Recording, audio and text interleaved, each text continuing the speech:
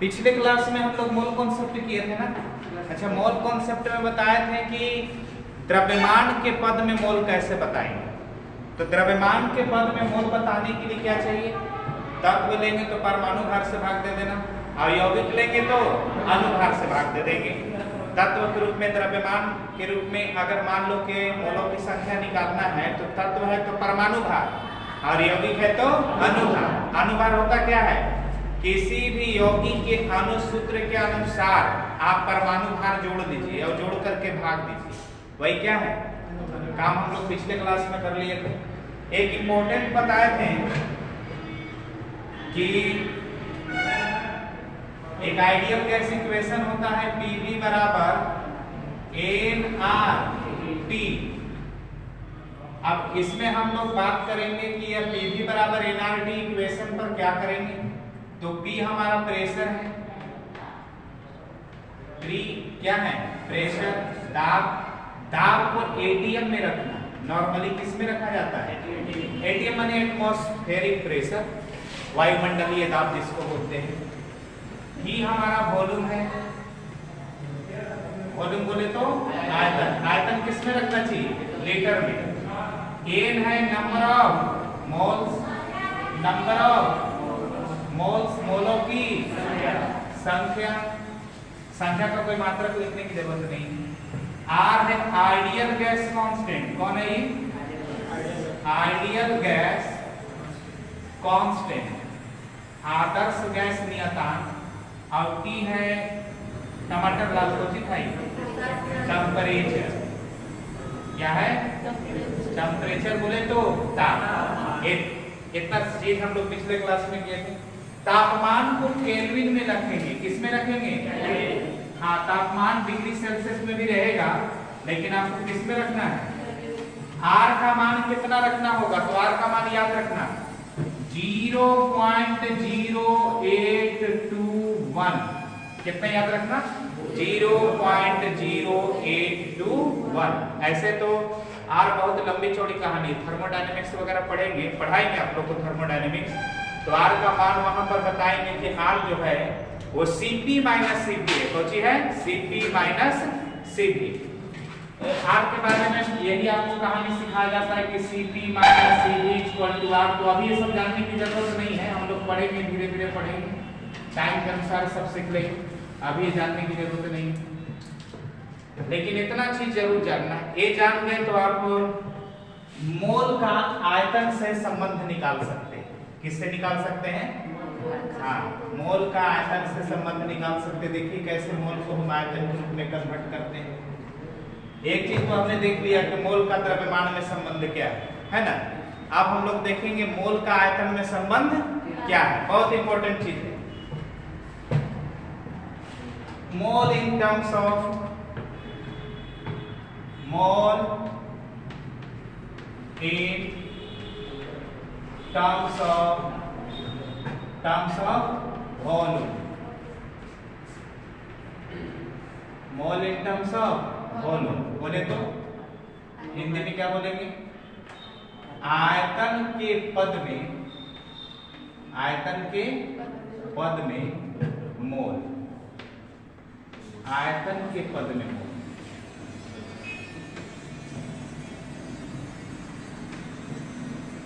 तो देखिए यहां पर दो कंडीशन हम लोग नॉर्मली लेते हैं, एक एसटीपी और एक आरटीपी। एसटीपी सबसे पहले हम समझ लेते हैं एसटीपी किस बला का नाम है। एसटीपी इसका पूरा नाम होता है standard temperature and pressure. Standard temperature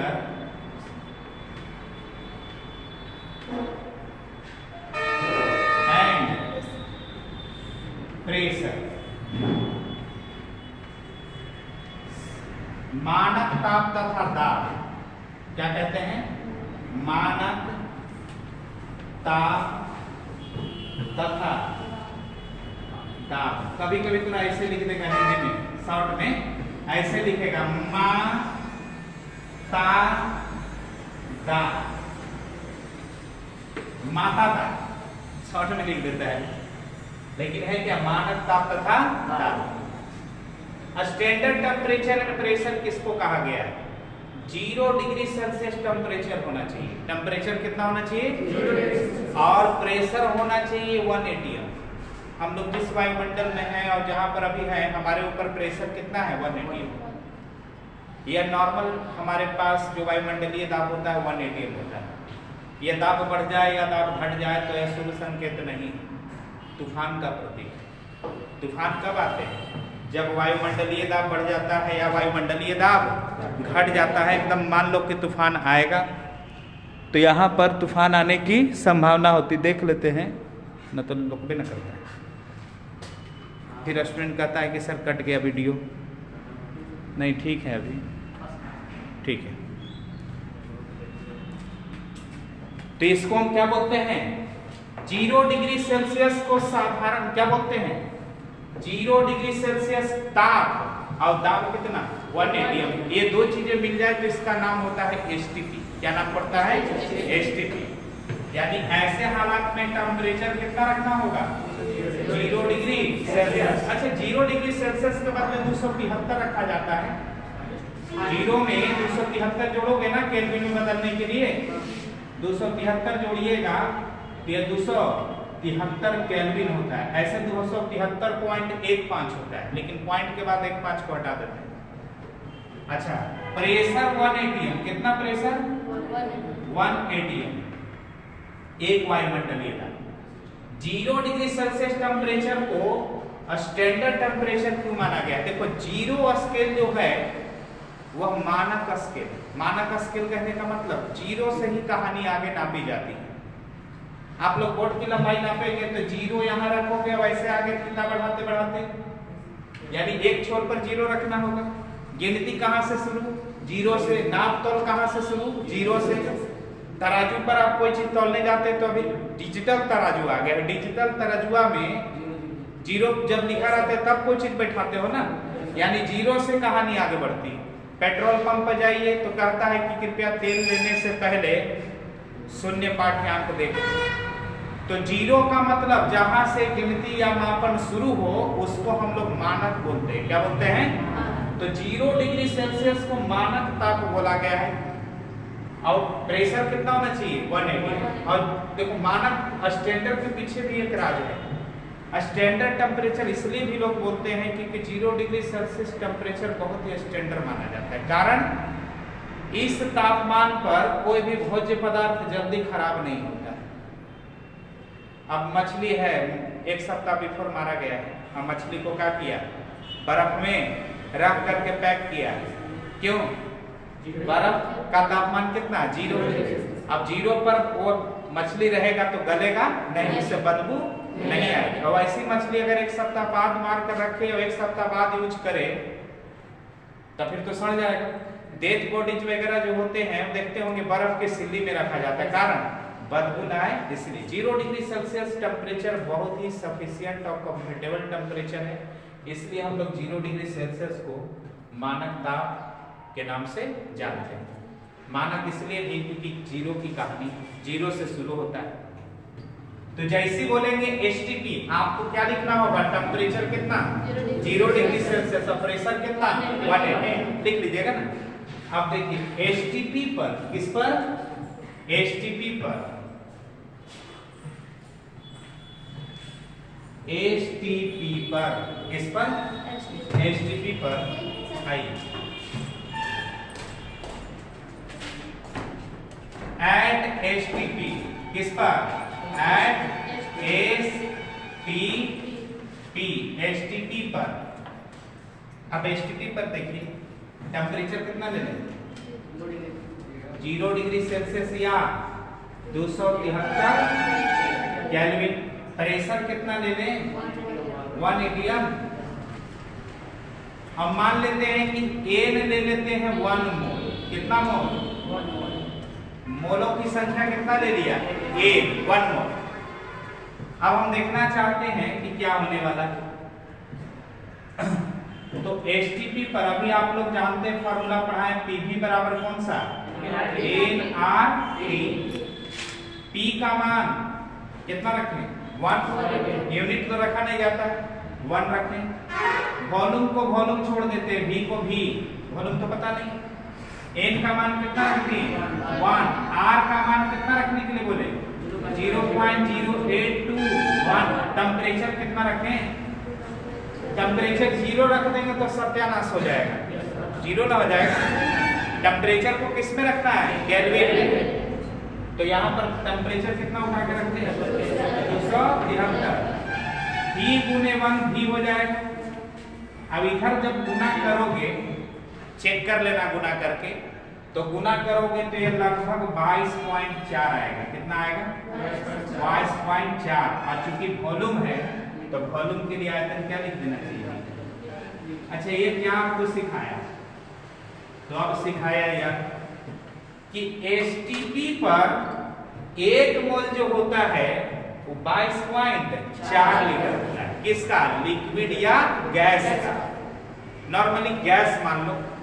STP पर 1 मोल, एसटीपी पर 1 मोल कितना लीटर के बराबर 22.4 लीटर के बराबर। कौन, लिक्विड या गैस। आयतन हम लोग नॉर्मली लिक्विड और गैस का लेंगे। ऑक्सीजन हो गया गैस, हाइड्रोजन हो गया गैस, हीलियम गैस, यानी जितने भी गैस है तो गैसीय सब्सटेंस में क्योंकि आपका समीकरण क्या है, आइडियल गैस इक्वेशन। समीकरण का नाम क्या है, आदर्श गैस समीकरण। यानी इस समीकरण से जो भी निकल रहा है गैस का इंट्रोडक्शन निकल रहा है, गैस के बारे में निकल रहा है। तो देखिए एसटीपी पर 1 लीटर जो होता है, सॉरी 1 मोल जो होता है वो कितना के बराबर होता है 22.4 लीटर के बराबर होता है। अब ये बात आपको याद रखना पड़ेगा कि एट एसटीपी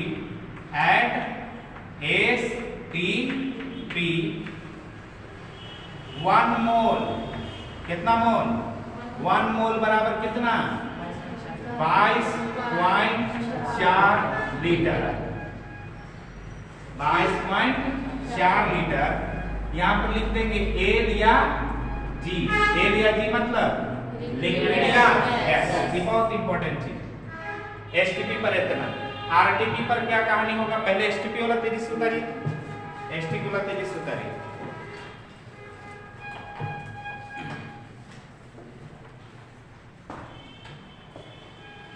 अभी दोस्त का ऐसा मतलब बताओ, दोस्त भाई से बढ़ के होता है कि नहीं। अच्छी दोस्ती आप समझें कि भाई से बढ़ के, और अच्छे आजकल दोस्ती का एक स्कीम चेंज हो रहा है। आजकल दोस्त को बोलता है का रे बेटा ठीक है ना बोलता है का। अब पता ऐसा शब्द इस्तेमाल करने वालों से आप दोस्ती मत रखिए। हम भी दोस्त हैं, हमारे भी दोस्त होंगे, चूंकि हम भी इंसान हैं, तो हम अपने दोस्तों को नाम भी बोलते हैं तो जी शब्द लगा कर बोलते हैं, चंदन जी। तो भी अब मेरा भी नाम बोलेगा तो क्या बोलेगा, शक्ति जी। शक्तिया आज तक ना किया है और ना हमने कहा है चंदन अमर, क्या बोले चंदन जी, विश्वजीत जी, ऐसे बोलते हैं। इतना रिस्पेक्ट है एक दूसरे के प्रति। आजकल दोस्त बोल रहा है का रे बेटा कहाँ चल रहे हालात जमोर देने की कहानी। आज वो लड़का अपने दोस्त को गर्दन काट दी, बोला पूरा काट दिया, इतना फाँक कर दिया, तनी सौ रहता ना तो परमानेंट टिकट काट देता है।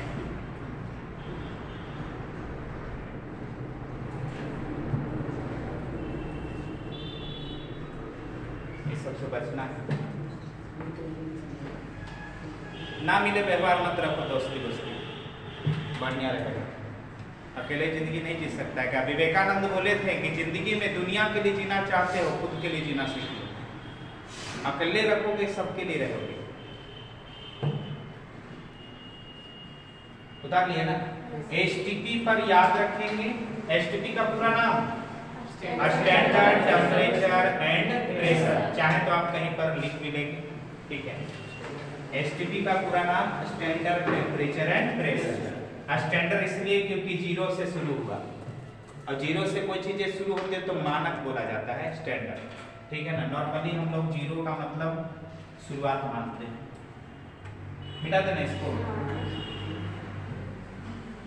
अब एक है आरटीपी, कौन है आरटीपी, उड़ेगा। अच्छा ठीक है, अपना आर टी पी, इसको बोलते हैं रूम टेम्परेचर एंड प्रेशर। क्या बोलते हैं? Room temperature and pressure.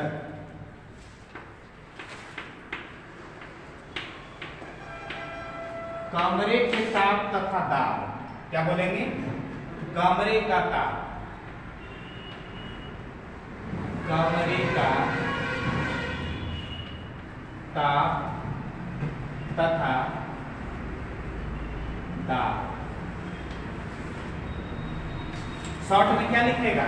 क ता दा, हिंदी में क ता दा, म ता दा, मानक ताप तथा दाब, म ता दा, कमरे का ताप तथा दाब, क ता दा, ऐसा लिखा हुआ कुछ कुछ किताबों में आप देखेंगे। कमरे का ताप तथा दाब किसको माना गया है? देखिए, टेम्परेचर होना चाहिए लगभग 25 डिग्री सेल्सियस, कुछ लोग बताते हैं कि 27, यह औसत मान 25 रखा जाएगा, क्योंकि 25 डिग्री सेल्सियस पर एसी फिट होता है। देखे होंगे टेम्परेचर लिखा रहता है 25 डिग्री से, तो एसी रूम, तो कमरे का ताप उतना पर कंफर्टेबल होता है, एकदम आप लोग आराम महसूस करते होंगे। तो कमरे का ताप कितना? 25 डिग्री सेल्सियस। लेकिन डिग्री सेल्सियस में काम नहीं चलेगा, किसमें बदलना होगा? क्या करें? जोड़ देना, तो 25 जोड़ 273 बोले तो कितना? 298 केल्विन। और प्रेशर आपका 1 atm रहेगा, प्रेशर में कोई टेंशन नहीं। प्रेशर कितना? 1 atm। तो कमरे के ताप तथा दाब यानी टेम्परेचर 25 डिग्री सेल्सियस या 298 केल्विन, और प्रेशर कितना होना चाहिए? 1 atm। ऐसा है तो आप फार्मूला लगाइए, PV बराबर N ले लो कितना? 1 मोल। कितना मोल ले लो? 1 मोल। मोलों की संख्या 1 ले लीजिए, क्योंकि 1 ले लीजिएगा तो पता चल जाएगा कि कितना होगा। अब 1 का पता हो गया तो अनेक का पता हो गया। 1 कलम का दाम 3 रुपया, 4 कलम का दाम, कलम मिलाने की जरूरत है, फटाफट ना निकलेगा। तो बताइए फॉर्मूला लगाइए, PV बराबर NRT। P को कितना रख दें? 1, वॉल्यूम V, N का मान 1, R का मान 0.0821 टेम्परेचर। हाँ, R का मान हमेशा नहीं लेना, R का मान पता है ना, एक कांस्टेंट है। R का मान जैसे पाई का मान 22/7, वैसे R का मान 0.082 गुना करिए। इसको जब गुना करोगे ना तो 24.4 के आसपास में आएगा, गारंटी। अब गुना करने की चीज है, इधर तो V गुने 1 V हो गया, तो V। अब इधर बताओ गुना करने पर कितना हम बता रहे हैं? 24.4। अब ये चूंकि आयतन है इसलिए क्या लिखना चाहिए? लीटर, यानी वॉल्यूम हो जाएगा 24.4। यानी क्या आपको लगा? STP पर आयतन है 22.4 और RTP पर आयतन हो गया 24.4। 2 लीटर आयतन बढ़ गया। कितना लीटर आयतन बढ़ गया? 2 लीटर आयतन इंक्रीज कर गया। अब याद रखेंगे कैसे? तो याद रखेंगे कि RTP पर, कहां पर? RTP पर 1 मोल लिक्विड या गैस कितना लीटर के बराबर होता है? 24.4। यहाँ पर लिखना होगा एट RTP 1 मोल लिक्विड या गैस कितना के बराबर? बोलो 24.4 लीटर। कितना के बराबर? 24.4 लीटर। तेजी से इसको उतारिए। 24.4 लीटर।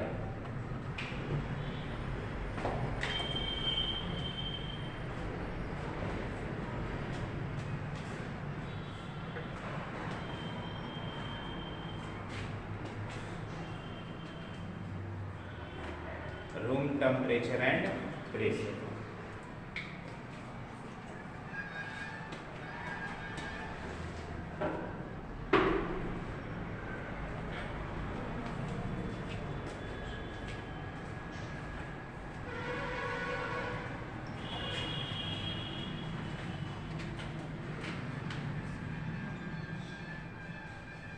मिटा दें।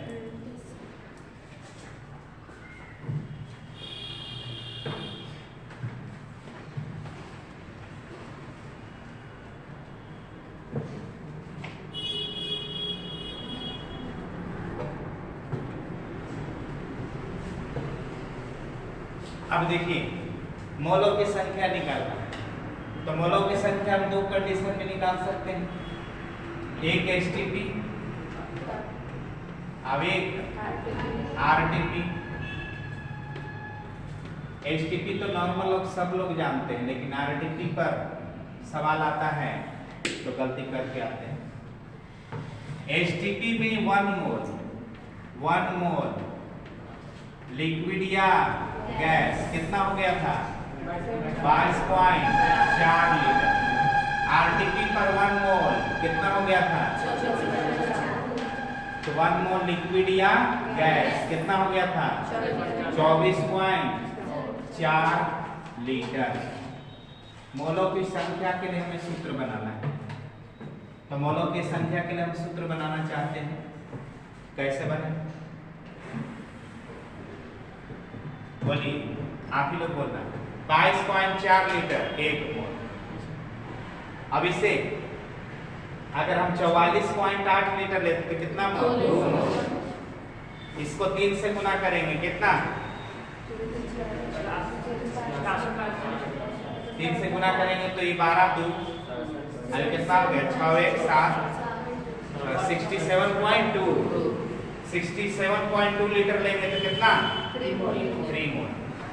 मोलों की संख्या निकालने के लिए हमें करना क्या है, तो एसटीपी पर ले तो मोलों की संख्या के लिए आपको सूत्र लिखना चाहिए, ऐसे लिख रहे हैं, मोलों की संख्या बराबर सूत्र लिखना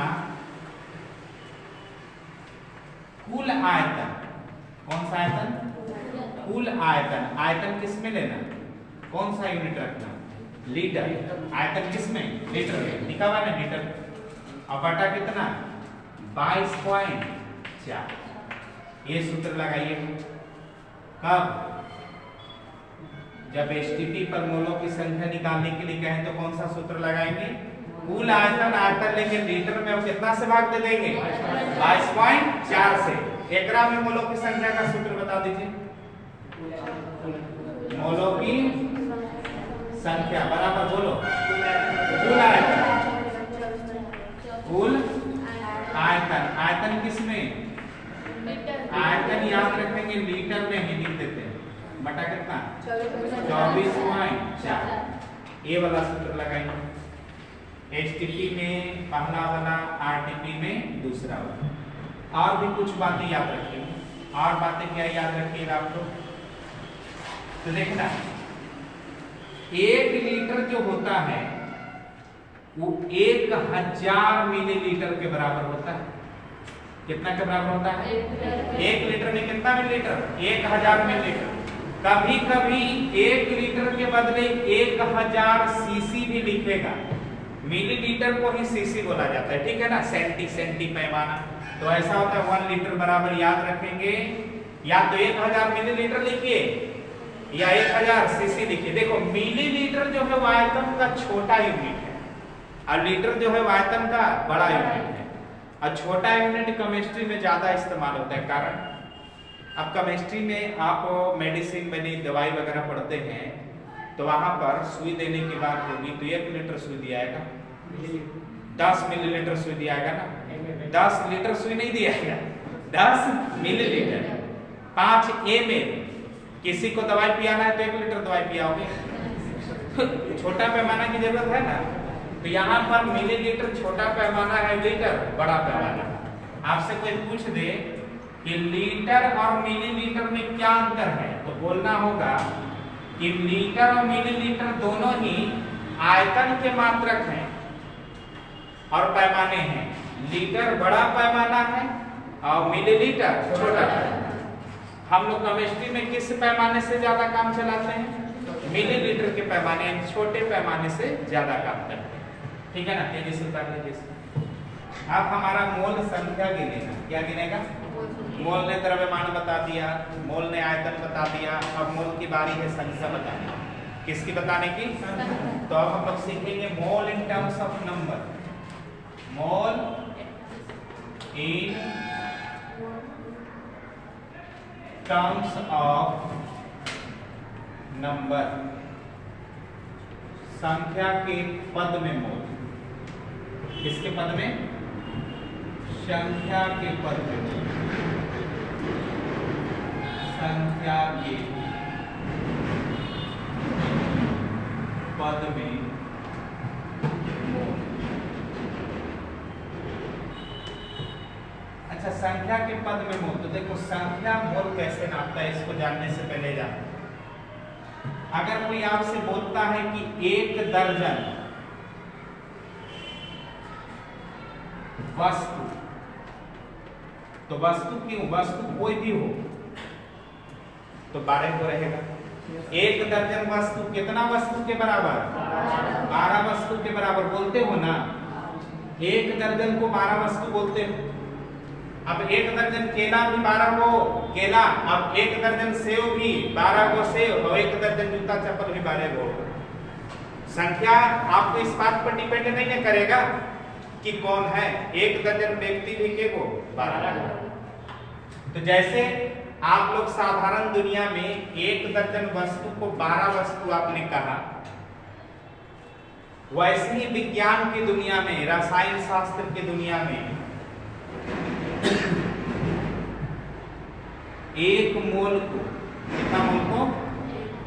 1 मोल को इतना कहा जाता है। 1 मोल बराबर 6.022 गुने 10 के पावर 23 कण माना जाता है। क्या माना जाता है? कण। अच्छा, 1 मोल को 6.022 गुने 10 के पावर 23 कण मानते हैं। जैसे 1 दर्जन को आप 12 वस्तु मानते हैं, वैसे ही हमारी केमिस्ट्री की दुनिया में 1 मोल को कितना कण माना जाता है? 6.022 गुने 10 के पावर 23 कण। यह इतनी विशाल संख्या है कि इसको ओपन करके पूरा साउंड फॉर्म में लिखिएगा तो गिनती भुला देगा, आप गिनती नहीं गिन पाइएगा। यानी इसको खोल कर देखो तो देखो पॉइंट कहां पर है? 3 अंक के बाद है ना। 3 अंक के बाद है। 3 अंक के बाद होने की वजह से 3 पावर पहले खाएगा और उठा करके चला जाएगा। मैंने दशमलव हटाने का नियम है। तो 3 पावर इसका कम करो तो कितना लिखोगे? 6022।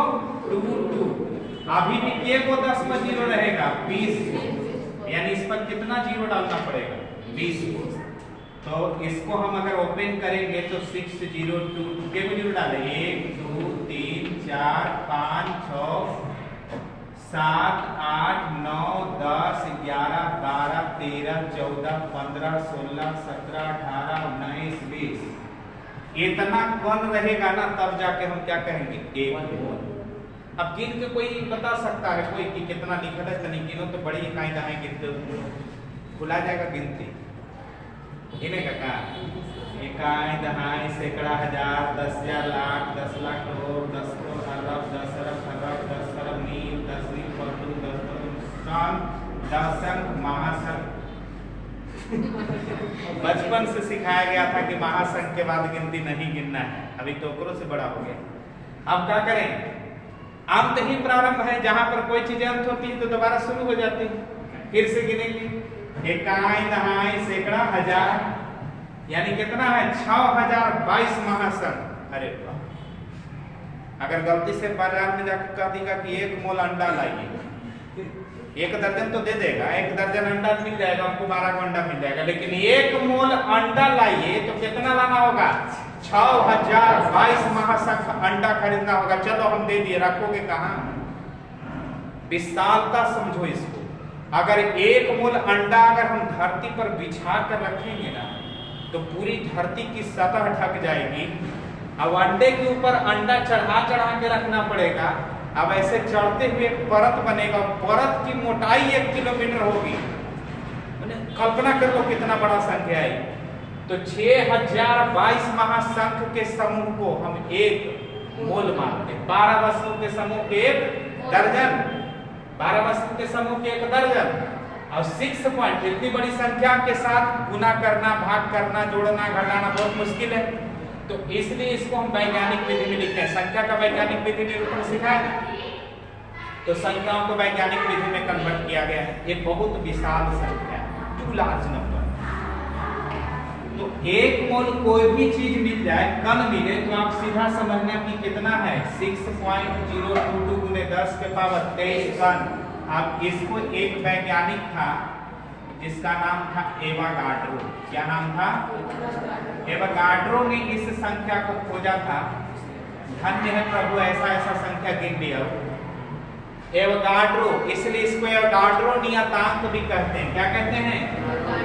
एवोगाड्रो नियतांक। एवोगाड्रो ने खोजा, इसलिए अपने नाम के सम्मान में संख्या का नाम रख दिया एवोगाड्रो नियतांक। इसको शॉर्ट में हम केवल एन लिखेंगे। क्या लिखेंगे? A for Avogadro, N for number. Avogadro संख्या भी लोग इसको कहते हैं, ठीक है ना। अच्छा, कण में दो प्रकार का कण में कितने प्रकार के नॉर्मली कण आप लोग लीजिएगा? तो कण में तो केमिस्ट्री में आपको 3 प्रकार का मिलेगा, परमाणु, अणु, अरेगो आयन। क्या मिलेगा? आयन। तो हम लोग परमाणु और अणु पर बात करेंगे। तो देखो, अगर तत्व है, कौन है? तत्व समझ में ना, सिंगल। तो क्या है? तत्व है, तो इसके लिए आपको कण बोलना होगा परमाणु। क्या बोलना होगा? तत्व में कौन सा कण पाया जाता है? परमाणु। और यौगिक है, कौन है? यौगिक। तो यौगिक में आप कौन सा शब्द इस्तेमाल करेंगे? अणु। यानी यौगिक लेंगे तो अणुओं की संख्या और तत्व लेंगे तो परमाणुओं की संख्या। अब इसको ऐसे बोलेंगे, एक मोल तत्व में 6.022 गुने 10 के पावर 23 परमाणु संख्या होते हैं। परमाणु की कितनी संख्या होती है? एक मोल कितना में? तत्व में। एक मोल तत्व में 6.022 गुने 10 के पावर 23 परमाणु होते हैं। कण की जगह क्या बोलते हैं? परमाणु। अब यही बोलेंगे, एक मोल यौगिक में कितने? 6.022 गुने 10 के पावर 23 क्या होते हैं? अणु होते हैं। संख्या नहीं बदलेगा, चाहे परमाणु रहे, चाहे अंडा, चाहे केला। 1 दर्जन में 12 को केला और 1 दर्जन में 12 को अंडा। संख्या बदल रहा है 12 को ना। ऐसा ना बाजार में जाकर कहेगा कि 1 दर्जन अंडा 12 को, अब 1 दर्जन केला 14 को। ऐसा गिनती ना होता है, काउंटिंग फिक्स होती है। तो यहाँ पर याद रखेंगे, भूलोगे नहीं ना। तत्व लेंगे तो परमाणु बोलना होगा, यौगिक लेंगे तो क्या बोलना होगा? अणु। बस छोटी छोटी जानकारियां हैं जो आपके माइंड को एडजस्ट करके एक्सेप्ट कर लेगा। तेजी से कर।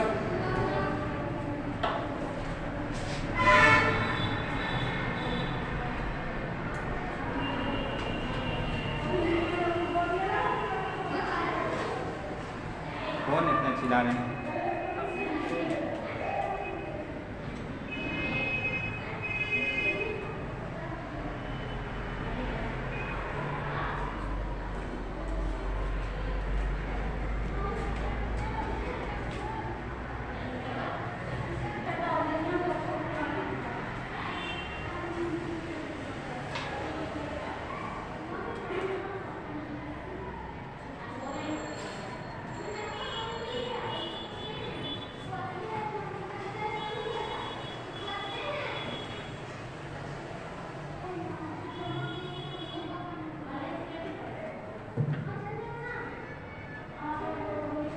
अच्छा ये बताओ, तो किसी ने कह दिया कि हम 48 को केला खरीद लेंगे, ये वो दर्जन खरीदे? 4 बोला। 48 को केला खरीदे तो के दर्जन खरीदे हैं? 4 कैसे आएगा? तो 12 से भाग दे दीजिए, 12 से भाग दीजिए, दर्जन की संख्या मिल जाएगा। तो यहाँ पर देखिए, दर्जन की संख्या निकालने के लिए 12 से भाग पड़ रहा है। तो मोलों की संख्या निकालने के लिए कितना से भाग देना पड़ेगा? 6.022 गुने 10 के पावर 23। एकदम सिंपल लॉजिक। तो अब उसी आधार पर हम लोग मोलों की संख्या निकाल देंगे। मिटा देना इधर। चलिए, मोलों की संख्या का सूत्र। तो मोलों की संख्या का सूत्र 2 प्रकार से हम लोग निकालेंगे।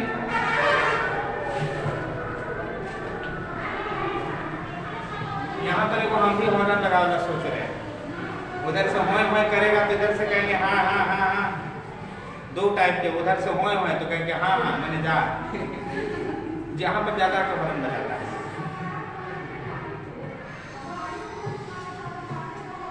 मौलों की संख्या क्या निकालने वाले आप?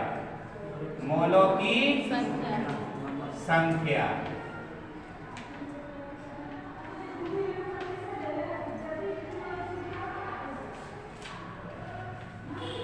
तो इसमें आपको फार्मूला होगा कुल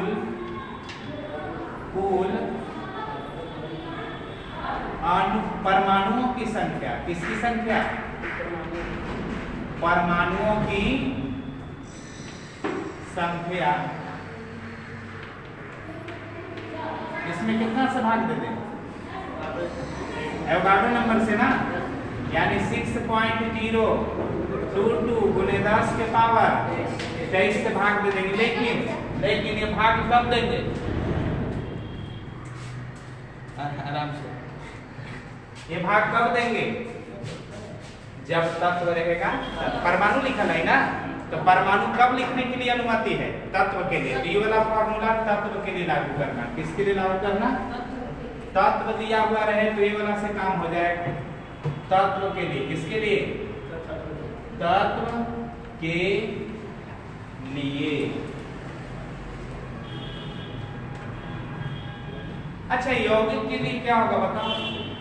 मौलों की संख्या। मौलों की संख्या शॉर्ट में लिख रहे हैं, बोलो। कुल अणुओं की संख्या। कुल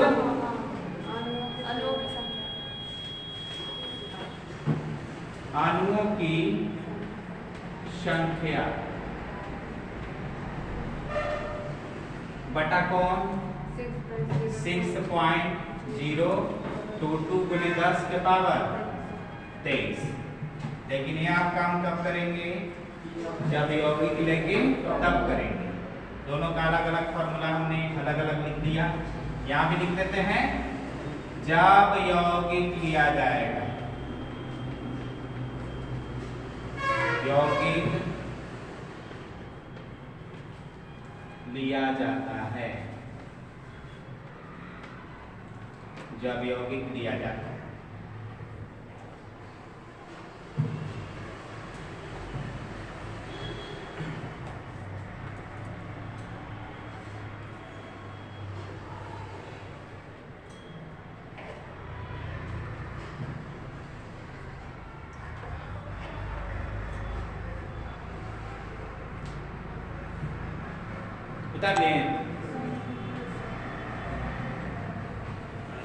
मिटा देना। चलिए, अब थोड़ा सा एडवांस में अलग से जानकारी देते हैं। अक्सर में देखो होता क्या, यौगिक आप कोई भी ले लीजिए। यौगिक के रूप में मान लो कि हमने चीनी लिया। क्या लिया? यौगिक के रूप में हमारा चीनी है। तो चीनी के लिए जो सूत्र आप लिखिएगा, तो क्या लिखिएगा सूत्र? C12H22O11। ये सूत्र से एक अणु प्रकट होता है, यानी चीनी का यह एक अणु का सूत्र है। इसको हम बोलेंगे एक अणु। कितना अणु? एक अणु। ठीक है ना। ऐसे आगे 2 लगा देंगे तो कितना अणु? 2 अणु। आगे जितना नंबर रहेगा उतना अणु, लेकिन आपको ऐसे ही देखना है। अच्छा, एक अणु है। ये कितना अणु है? एक अणु। एक अणु। अच्छा, एक अणु में कितना कितना परमाणु है? तो परमाणु माने सिंगल गिनो। तो कार्बन के वो कार्बन के 12 परमाणु। कितना परमाणु? कार्बन के 12 परमाणु। हाइड्रोजन के वो है 22 परमाणु। ऑक्सीजन के वो है 11 क्या परमाणु। ये वाला बात दिमाग में बनाए रखिएगा। अब देखो न्यूमेरिकल आपको कैसे पूछता है। इसको न्यूमेरिकल नहीं, हम लोग इतना क्यों पापड़ बेले ताकि न्यूमेरिकल बना सके। न्यूमेरिकल आता है तो गलती लोग बना देते हैं। देखो कैसे बनाना न्यूमेरिकल। एक न्यूमेरिकल हम बना के दिखाते हैं, बड़ा सा न्यूमेरिकल उठाते हैं जिसमें बहुत ज्यादा सीखने के लिए मिले। ठीक है ना।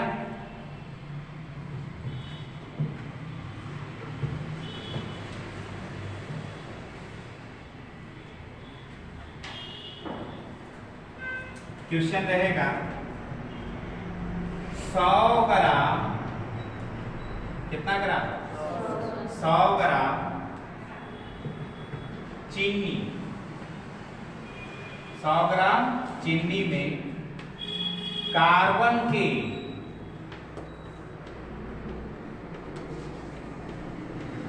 परमाणुओं की संख्या बताएं। परमाणुओं की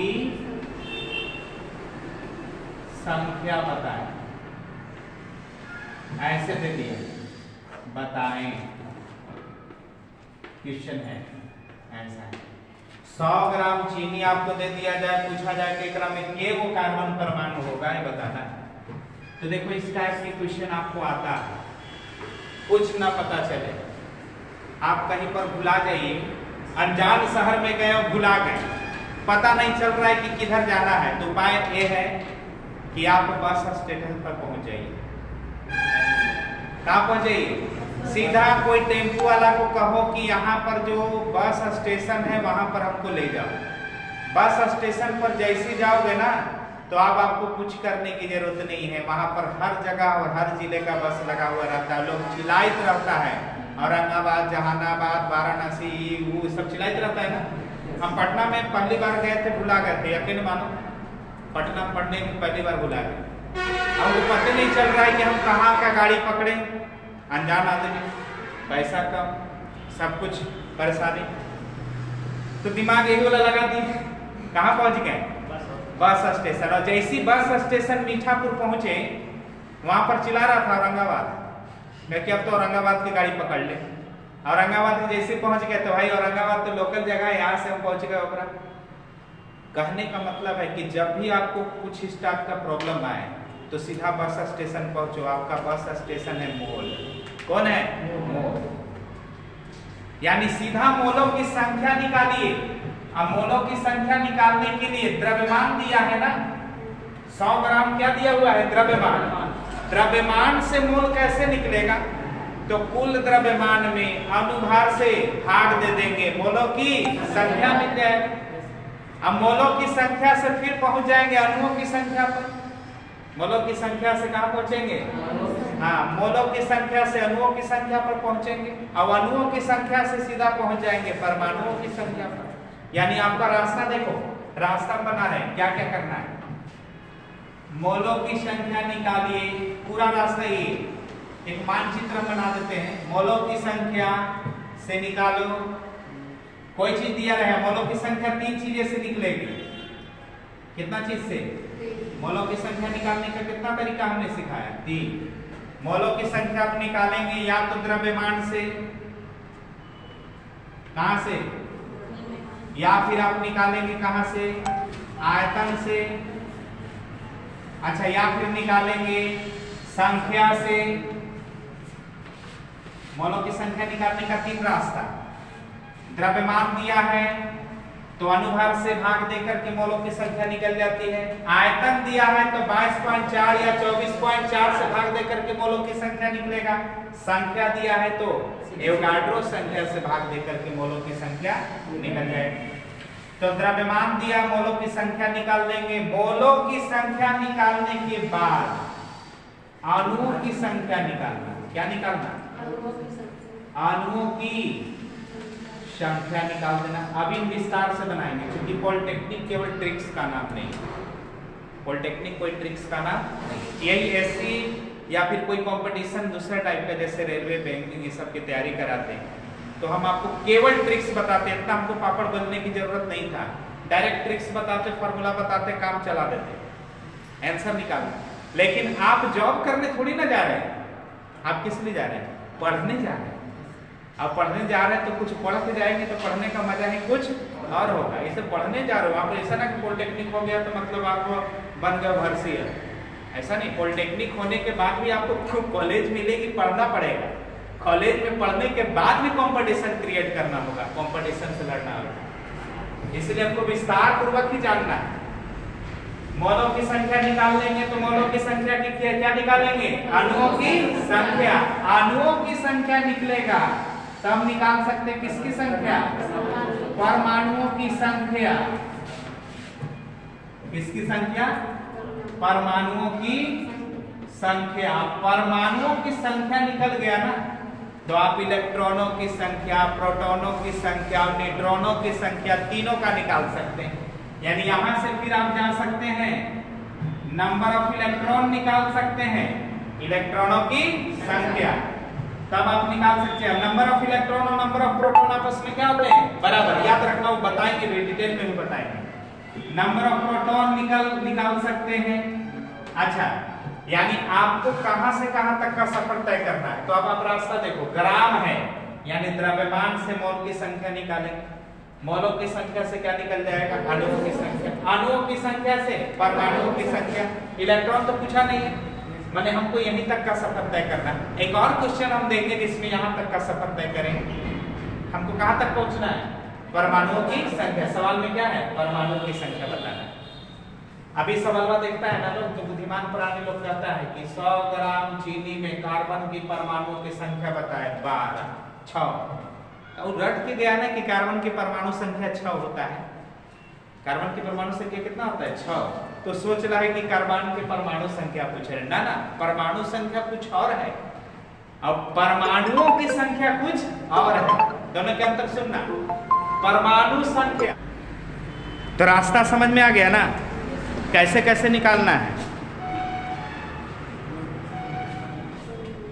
द्रव्यमान से निकाल लीजिए मोल, मोल से निकाल लीजिए अणुओं की संख्या, अणुओं की संख्या से क्या निकाल लीजिए? परमाणुओं की संख्या। देखो कैसे हम निकाल के दिखाते हैं। ये तो हमने रास्ता बता दिया कि आपको ऐसे चलना है।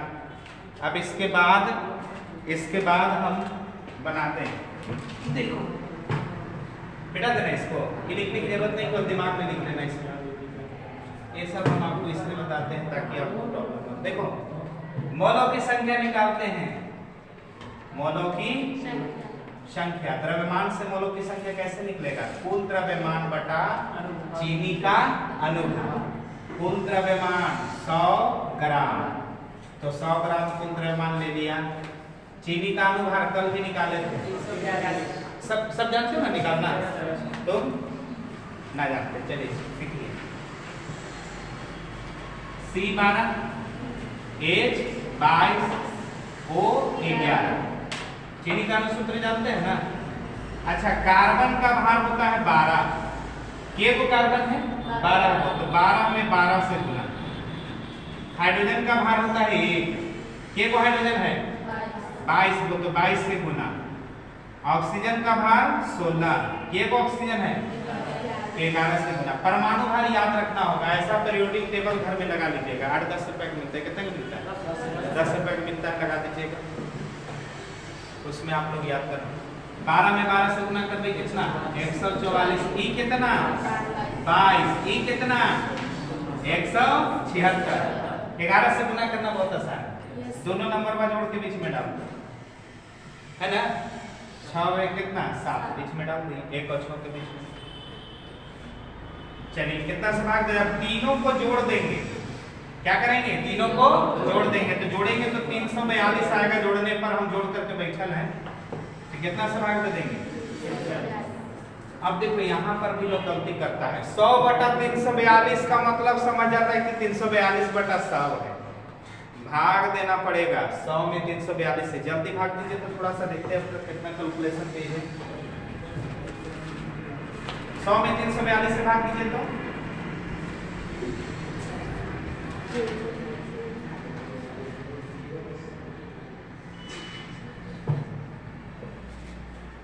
100 में 342 से भाग देना है। गुना भाग से डरना नहीं, वरना सब मेहनत बेकार।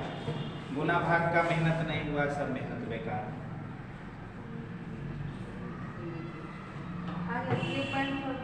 हम जानी चली की गलती करेंगे। 3.42 342 में 100 से भाग देना है।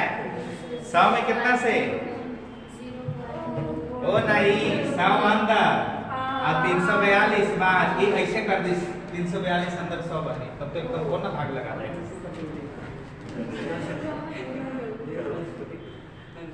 ना भाग लगेगा 0.10 देंगे। ये बार में, 3 बार में, 2 बार ना कितना होगा? 684। 6 9 में से 8 गया कितना? 1 अभी कितना बचा? 9 में से 6 गया 3, 316। एक जीरो और बैठा दें, कितना होगा आपके बार में? 9 बार में 9, चलो 9। अच्छा 0.29 को लगभग 3 लिख सकते, 0.3 चाहे लेकिन लगभग नहीं लिखते हो, जितना आता है नहीं लिखते, काहे इतना परेशान होना है। 0. कितना? 0.29 मोलों की संख्या आ गया। अच्छा मोलों की संख्या के लिए संख्या वाला सूत्र लिखो, तो चीनी आपका यौगिक है ना, तो यौगिक के लिए कुल अणुओं की संख्या बटा एवोगाड्रो संख्या। तो यहाँ पर मोलों की संख्या का एक और सूत्र पढ़ाए हैं, कुल किसकी संख्या? अणुओं की संख्या और बटा कौन? एवोगाड्रो संख्या 6.022 गुने 10 के पावर 23। मोलों की संख्या का एक सूत्र भी पढ़ाए, कुल द्रव्यमान बटा अनुभार। मोलों की संख्या के भी सूत्र पढ़ाए, आज पढ़ाए कुल अणुओं की संख्या बटा एवोगाड्रो संख्या। अणु क्यों लिखे? क्योंकि चीनी कंपाउंड है, कंपाउंड के लिए अणु लिखना पड़ेगा, तत्व होता तो क्या लिखते हैं? परमाणु। अभी कितना के बराबर बोलो, कितना के बराबर? 0.29। यहाँ से कुल अणुओं की संख्या निकल जाएगा। कुल अणुओं की संख्या निकलेगा कि नहीं? क्या करेंगे? इसको लाकर किधर गुना कर देंगे। अच्छा कुल अणुओं की संख्या इतना लिखने में देरी हो रहा है तो n लिख दो। कुल अणुओं की संख्या क्या लिख देंगे? n, यानी n बटा में कितना? 3 बटा में 6.022 गुने 10 के पावर 23 अब बराबर कितना? 0.29। तो बताओ n बराबर कितना निकला?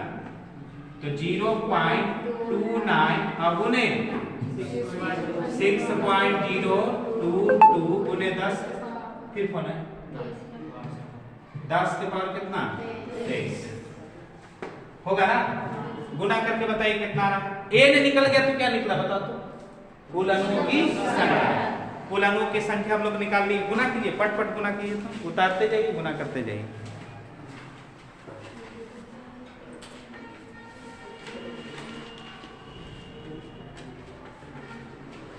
उतारते जाइए, गुना करते जाइए। यहां पर दिक्कत है ना, है मोलों की संख्या के सूत्र लिख सकते हैं ना।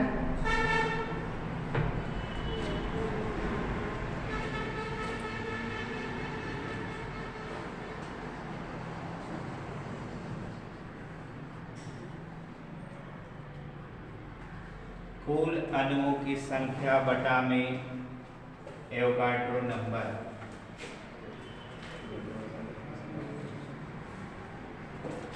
हुआ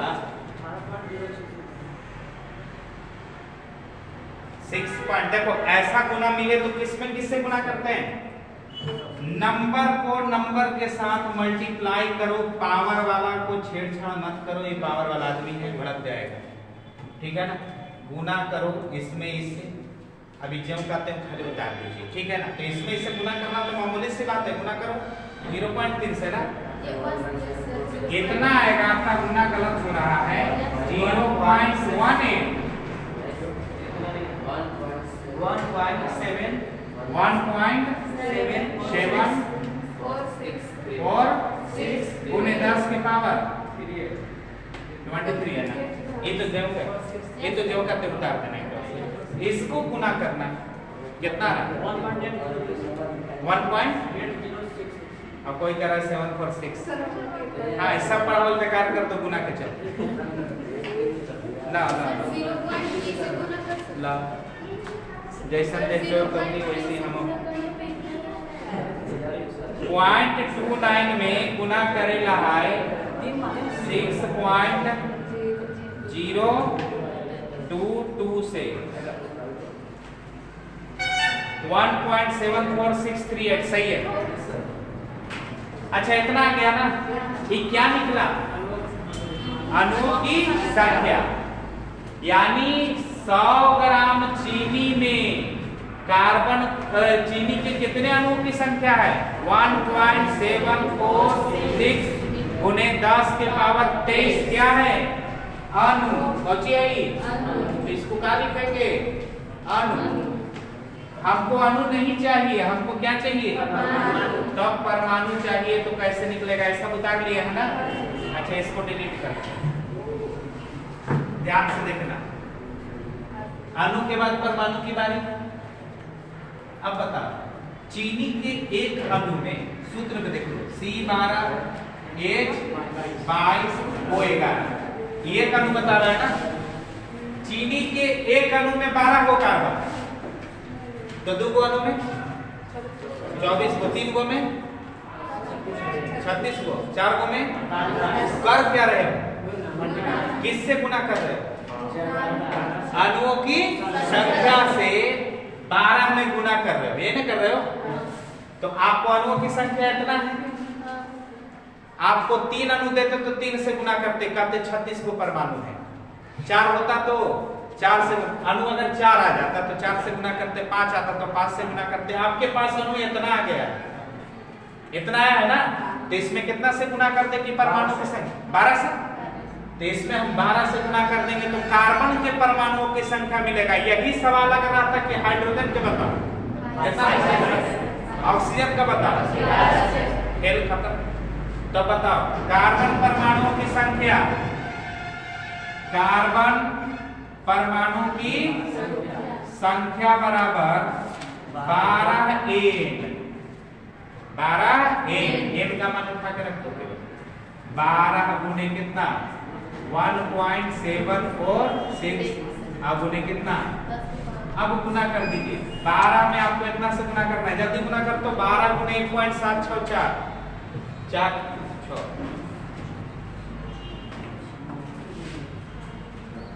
कौन कंपनी का मोबाइल? आपसे कोटि कोटा, जल्दी जल्दी। कितना कितना? गुना नहीं आता इन लोग को। 20.0952 बोलो। 20.952। अब उन्हें कितना? अगर इतना आपका आंसर आ गया, लेकिन आंसर इतना मैच नहीं करेगा। क्या है? क्योंकि ये जो आंसर है अवैज्ञानिक विधि में, वैज्ञानिक विधि में बताओ तो दशमलव कहाँ रखना चाहिए? यहाँ पर ना। तो यहाँ से दशमलव उठ करके बाएं इधर खिसक रहा है, इधर खिसकता है तो पावर 1 बढ़ जाता है, याद आया? अब इधर खिसकता तो पावर 1, तो बोलो कितना? 2.09। अरे दशमलव के बाद 2 को रखो। अब बाकी सब फालतू का चीजें हटा दिया कीजिए, पढ़ाए ना। 10 के पावर 24। इधर आते तो बढ़ते, उधर जाते तो घटते। इसीलिए पहले हम संख्याओं का वैज्ञानिक निरूपण सिखाए थे। जो जिनसे छूट गया है ना संख्याओं का वैज्ञानिक निरूपण, वो हमारा YouTube चैनल पर पहले से भी वीडियो अपलोड है, ठीक है ना। शक्ति सर 0202 करके सर्च कर लेना, वीडियो स्लाइड करना, निकल जाएगा सिग्निफिकेंट नंबर, ठीक है, साइंटिफिशियल नंबर, उसको देख लीजिएगा जो नहीं देख। इसीलिए तो वीडियो बना रहे हैं, क्योंकि हर साल आगे पीछे स्टूडेंट आता रहता है और उसको दिक्कत हो जाता है। जिसको छूट गया उसको भी दिक्कत नहीं है, जाके थोड़ा सा अगर एक्स्ट्रा ऑर्डिनरी घर तो कर ले।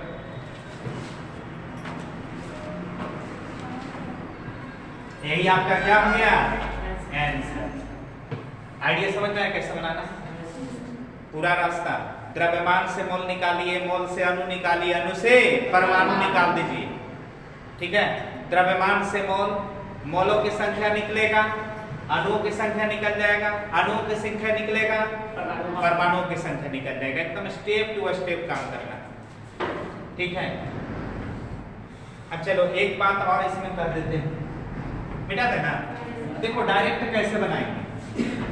अगर इसी को हमको बनाना होता, एक ही शॉर्ट में इसको सॉल्व करना होता तो कैसे करते? देखो ऐसा क्वेश्चन आ जाए तो डायरेक्ट कैसे बनाएंगे? ये तो डिटेल में बना दिए, शॉर्ट मेथड देखो। कुल द्रव्यमान 100, चीनी हलाई 342, अणुओं की संख्या के लिए 6.022 गुने 10 की पावर 23 से कौची गुना, क्या बन गया? अणुओं की संख्या। अच्छा, एक चीनी के कार्बन में कितने परमाणु? 12 को, फिर कितना से गुना? अब आंसर सॉल्व कर देंगे, केवल डायरेक्ट लिखने से बच जाएगा। तो ये सब ट्रिक्स होता है। क्या करेंगे? मोलों की संख्या इससे गुना करते हैं तो अणुओं की संख्या, और फिर सूत्र में देख करके तत्वों की संख्या से गुना कर देते हैं तो किसकी संख्या, परमाणु बन जाएगा डायरेक्ट। तो ऐसे भी आप बनाएंगे तो डायरेक्ट आप काम कर सकते हैं। पॉलिटेक्निक में उतना लिखना मत, कंपटीशन का एग्जाम देने जा रहे टाइम कम रहेगा ना, तो आपको जानना ज्यादा है और कम समय में बनाकर आ जाना। बहुत ज्यादा क्वेश्चन ऐसा आता नहीं आएगा एक दो, चलो वो बना के दिखाओ तो तुम अभी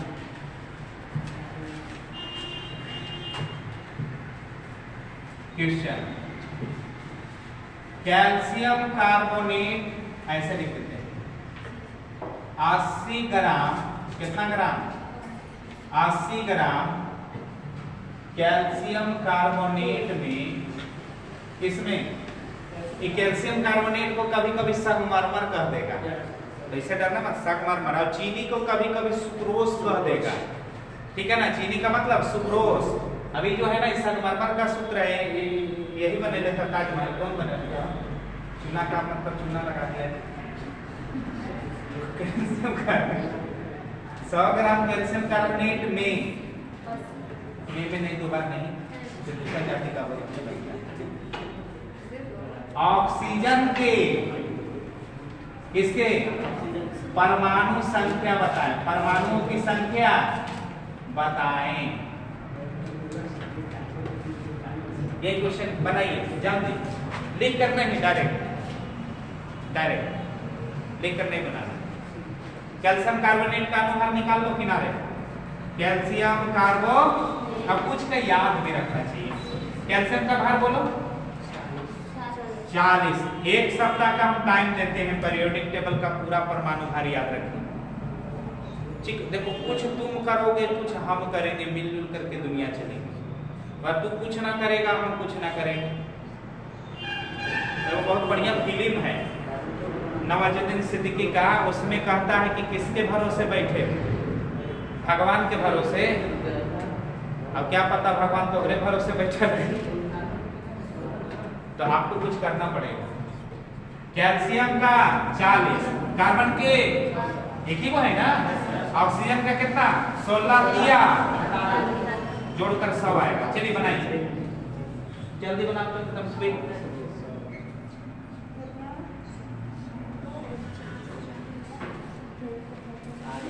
बन गया? डायरेक्ट की को एकदम पूरा लिख लुक करके ना ना डायरेक्ट बोलिए तो डायरेक्ट में कैसे कैसे काम किए? 80/100 80/100 वेरी गुड। 80/100 अभी क्या निकाले आप?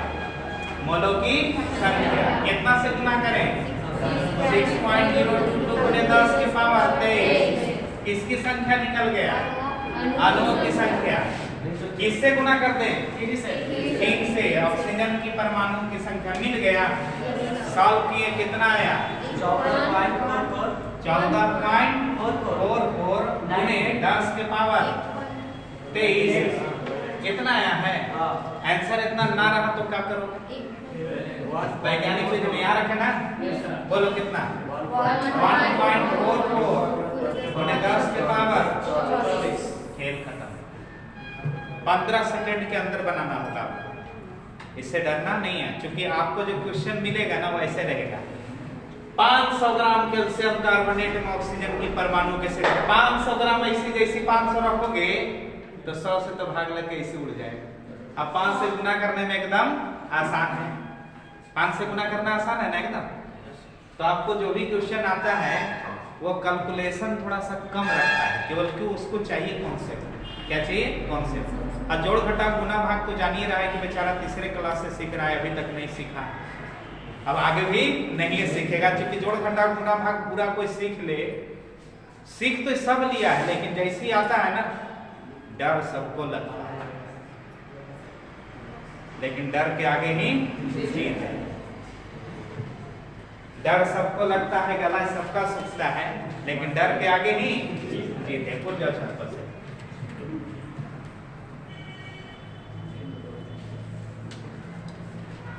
अच्छा, थोड़ा इलेक्ट्रॉन प्रोटॉन की संख्या पर थोड़ा सा ध्यान देना। देखिए ये बात हम आपको बता देते हैं, ऐसे एटॉमिक स्ट्रक्चर में पूरा विस्तार से भी बताएंगे, ठीक है। नंबर ऑफ इलेक्ट्रॉन जो होते हैं वो नंबर ऑफ प्रोटॉन के बराबर होते हैं, ठीक है ना। अब इसी को लोग परमाणु संख्या या जेड से सूचित करता है, किससे? यही है परमाणु संख्या, परमाणु संख्या। लेकिन अब यहां पर कहोगे कि परमाणु संख्या जब कोई परिभाषा पूछ दिया तो क्या बोलेंगे? तो परिभाषा जब भी पूछेगा ना तो तुम प्रोटॉनों की संख्या बोलना, न्यूट्रॉनों की संख्या, इलेक्ट्रॉनों की संख्या परिभाषा में हम लोग नॉर्मली नहीं बोलेंगे। तो कारण इसके पीछे कारण पूरा एटॉमिक स्ट्रक्चर हम लोग पढ़ेंगे तो समझ में आ जाएगा। ऐसे नॉर्मली बता देते हैं, इलेक्ट्रॉन पर भरोसा नहीं, आता और जाता रहता है। तो हम डेफिनेशन वैसा व्यक्ति पर बनाएंगे जिस पर कोई भरोसा नहीं, तो परिभाषा ही भरोसे लायक नहीं रहेगा, पति बिगड़ जाएगा। तो परमाणु संख्या की कोई परिभाषा पूछे तो यही बताना, इसलिए इसी को हम बॉक्स में डाल रहे हैं। ये अविश्वासी आदमी कभी आएगा कभी निकल जाएगा, कभी 2 कोकराही कभी 3 कोकराही चल जाता है, कभी 2 कोकराही सैकड़ा में आता है, इलेक्ट्रॉन आवेजाही करता रहता है। इलेक्ट्रॉन और प्रोटॉन की संख्या आपस में तब बराबर होता है जब कोई चार्ज नहीं, ठीक है ना। नंबर ऑफ इलेक्ट्रॉन और नंबर ऑफ प्रोटॉन आपस में बराबर होगा, लेकिन ऐसा कब? विदाउट चार्ज, विदाउट, बिना चार्ज का कोई चीज मिलता है तो गारंटी उसमें जितना इलेक्ट्रॉन है उतना ही प्रोटॉन है। अच्छा, नंबर ऑफ इलेक्ट्रॉन ज्यादा और नंबर ऑफ प्रोटॉन कम, मैंने इलेक्ट्रॉन आ गया है ना, ज्यादा इलेक्ट्रॉन हो गया तो आ गया, तो यहां पर नेगेटिव चार्ज मिलेगा। क्या मिलेगा? Negative charge. जैसे आपको दोहरा मिलेगा इसे, क्लोरीन पर -1, तो क्लोरीन की परमाणु संख्या इसमें कितनी होती है? 17। इसमें परमाणु संख्या अगर पूछे तो बोलेंगे 17, नंबर ऑफ प्रोटॉन पूछेगा तो बोलेगा कितना? 17। लेकिन नंबर ऑफ इलेक्ट्रॉन बोलते तो एक माइनस आना है, तो एक इलेक्ट्रॉन बढ़ल है तो के को कितना? 18 इलेक्ट्रॉन, के को 18। समझ में? एक माइनस तो एक इलेक्ट्रॉन बढ़ा देना, अब एक प्लस तो एक इलेक्ट्रॉन कम कर देना। किसको बढ़ाना और घटाना नहीं है? प्रोटॉन को, परमाणु संख्या को ना तो बढ़ाना है और ना घटाना है। याद रखना, परमाणु संख्या चार्ज आने से बदलता नहीं, क्योंकि परमाणु संख्या प्रोटॉन की संख्या होती है और प्रोटॉन कहीं आता और जाता नहीं है। परमाणु अगर पढ़े होंगे तो परमाणु जो होता है बीच में, एकरा में सब प्रोटॉन और न्यूट्रॉन भरा रहता है दोनों, इलेक्ट्रॉन आकर चारों तरफ क्या करता रहता है? फेरा मारे रहता है। इलेक्ट्रॉन उसको क्या करता रहता है? अभी फेरा मारने वाला कभी इधर घूमेगा, कभी इनमें से निकल के दूसरों में चला जाएगा। फेरा मारने वाले पर कोई विश्वास नहीं करते। 2-4 का स्टूडेंट आता है मेडिको के फेरा मार के कभी वहां चला जाएगा, फिर घूम के वहां पर फिर मेडिको में आएगा। तो जाने वाले को तो हम कहते हैं कि तुम फेरा मत लगा, तू बता दो तू कितना टाइम का आदमी है। मैं बता देगा तो कंफर्म रहेगा ना।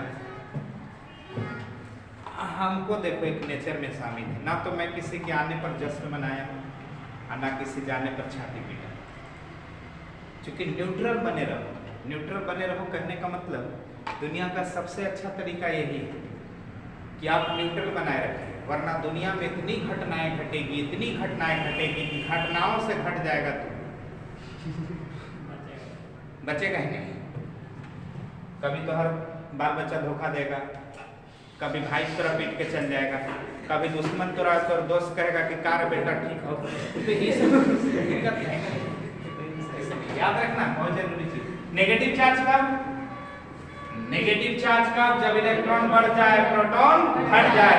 नेगेटिव चार्ज, और नेगेटिव चार्ज में इलेक्ट्रॉन जितना माइनस दिखाई देगा किसी के ऊपर उतना ही इलेक्ट्रॉन बढ़ा के बोलना। इलेक्ट्रॉनिक कॉन्फ़िगरेशन भी सीखेंगे ना, तो ये सब हम लोग सीखेंगे पूरी तरह से। चलिए उतार दिए, तेजी से थोड़ा उतारिए।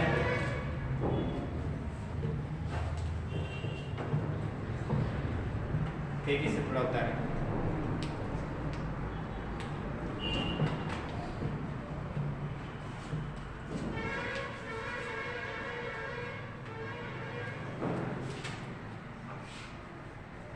हमको कहता है कि पत्थर दिल आदमी, कहे कि चलो यही पत्थर दिल बनना ही पड़ता है। पत्थर दिल नहीं बनेगा ना तो लोग जैसे मन तैसे सान के चल जाएगा, गीली मिट्टी की तरह बनना पड़ता है।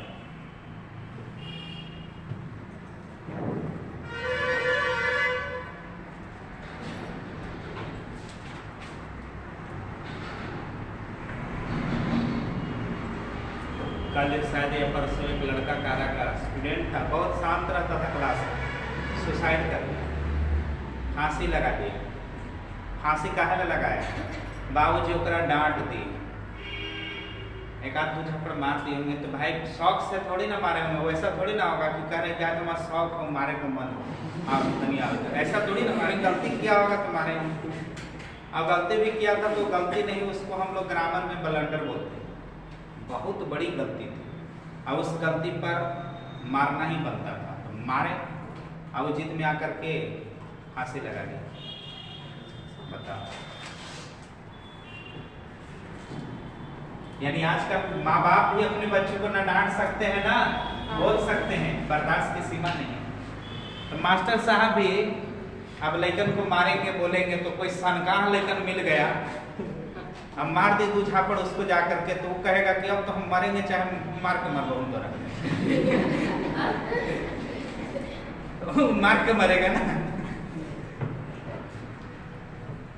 नंबर ऑफ इलेक्ट्रॉन कम पड़ जाए और नंबर ऑफ प्रोटॉन ज्यादा हो जाए तो कौन सा चार्ज? पॉजिटिव चार्ज माना जाता है। कौन सा चार्ज माना जाता है? Positive charge. अभी चार्ज कौन है ये सब अभी मत जानिए, चार्ज इन मानो के गुण जो किसी बात आएगा ना तो किसी वस्तु को सटाना शुरू कर देता है। कंघी से बाल रगड़े हो ना, बलवा रगड़ करके कंघिया को कागज के टुकड़ा के पास ले जाओगे तो कागज का टुकड़ा ओकरा में क्या होने लगता है? सटने लगता है, तो कहते हैं कि कंघी में चार्ज आ गए। या फिर ठंडा के मौसम अब तो दिन गुजर रहा है, अभी भी टोपी पहन ले तो अब वो सूटर, तुम लोग भी सूटर, हम देखो ऐसे एकदम गर्मी लग रहा है। स्वेटर अगर खोलोगे तो चिट चिट की आवाज आती है क्योंकि वहां भी चार्ज है। अच्छी है, दिन भर स्वेटर पहने हो, जैसे तैसे हरकतें की हो तो उसके वजह से चार्ज बने, स्वेटर रगड़ाया आपके शरीर के खाल से तो स्वेटरवा पर चार्ज हो, एक खोलोगे ना तो चार्ज लीक करेगा, और चार्ज लीक करेगा तो चिंगारी ऐसे निकलेगा। कभी कभी अंधेरिया में स्वेटर खेलना, अच्छा अंधेरिया में कंघी ऐसे से खूब रगड़ना तो हल्का हल्का चिंगारी ऐसे निकलेगा, तो चार्ज होता है, कुछ होता है चार्ज। भूत मत करके चिल्ला लगता। बचपन में हम साइंस सीखे, बचपन बोले तो 10 तक तो बच्चा ही बुद्धि रहता है, 10th के बाद थोड़ा बहुत सियानापन आ जाता है। 6th क्लास में उस वक्त पढ़ते थे, एक दिन रात में कंघी कर रहे थे तो अब ऐनक देख के कर रहे थे, चट चट किया ना तो हम आके कहे कि देख माँ हम बड़ी तेज हो गई, दिमाग से चिंगारी निकल रही। वाह, पॉजिटिव चार्ज ऐसा मिले सोडियम प्लस, बोलो नंबर ऑफ इलेक्ट्रॉन कितना, नंबर परमाणु संख्या कितना? 11 होता है। नंबर ऑफ प्रोटॉन कितना? 11 को, लेकिन नंबर ऑफ इलेक्ट्रॉन कितना? 10 को। गिने में दिक्कत ना होगा? चलिए ठीक है, इसको भी उतार लीजिए। अब एकरा में ऐसे मिले सोडियम, आपके एकरा में कोई चार्ज कितना है? चार्ज, तो नंबर ऑफ इलेक्ट्रॉन जेड कितना? 11, और नंबर ऑफ प्रोटॉन कितना? 11, इलेक्ट्रॉन कितना? 11, यानी सब 11, ठीक है।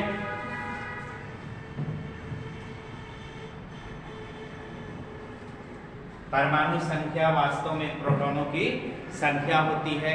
जब तत्व या परमाणु पर कोई चार्ज नहीं होता है तो इलेक्ट्रॉन की संख्या प्रोटॉन की संख्या आपस में बराबर होती है। चार्ज होता है तो नेगेटिव चार्ज पर इलेक्ट्रॉन ज्यादा हो जाता है, पॉजिटिव चार्ज पर इलेक्ट्रॉन कम हो जाता है। प्रोटॉन कम होता है मत बोलना, ठीक है, इलेक्ट्रॉन ज्यादा होता है या इलेक्ट्रॉन कम होता है। यह कॉन्सेप्ट रिलेटिव चीज है। देखो दुनिया में रिलेशन चल रहा है, रिलेटिव, एक के कम होने से भी दूसरा बढ़ा हुआ है।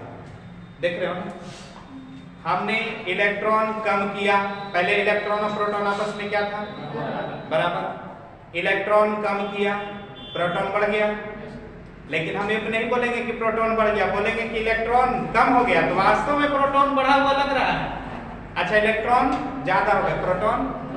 यही रिलेटिव चीजें हैं, रिलेटिव चीजें यही चलता है, एक के जाना और दूसरा का आना। आप बस में बैठ गए, बस से जा रहे हैं दाएं, तो आप जा रहे हैं दाएं और दुनिया भाग रही है बाएं। आप जाते हैं बस से आगे और पेड़वा पीछे भागे नजर है, तो वहां पर कभी कहते पेड़ चल रहा है। ये रिलेटिव चीजें हैं जिसको हम लोग रिलेटिव कहते हैं। ऐसा ऐसा बहुत सारी घटनाएं, सारा चीज हम लोग पढ़ डालेंगे, विज्ञान को पढ़ डालेंगे। बस हमको विज्ञान सीखना नहीं है, विज्ञान को फील कर लेना है। क्योंकि सीखने के लिए तो किताब भी काफी था, फिर शक्ति सर की जरूरत ही नहीं। हम फील करेंगे विज्ञान को, क्या करेंगे, फील, एहसास। जो चीजें हमारे लाइफ में घटी, हमारी आसपास में घटनाएं घटी, उन घटनाओं को मैं देख करके आश्चर्यचकित हुआ, उन आश्चर्यों का कारण हम ढूंढेंगे विज्ञान में। आप लोग बहुत सारे घटनाएं देखते हैं, बहुत सारे घटनाएं देखते कि नहीं देखते? अब देखो रोड पर चल रहे हैं, दोपहर के मौसम में लगता है कि रोड पर पानी है, अब जाते हैं बकलोल बन जाते हैं, सूखल बनता है, छलछलात पानी रहता है ना। तो भी एक घटना है जो आपको आश्चर्यचकित कर दिया है।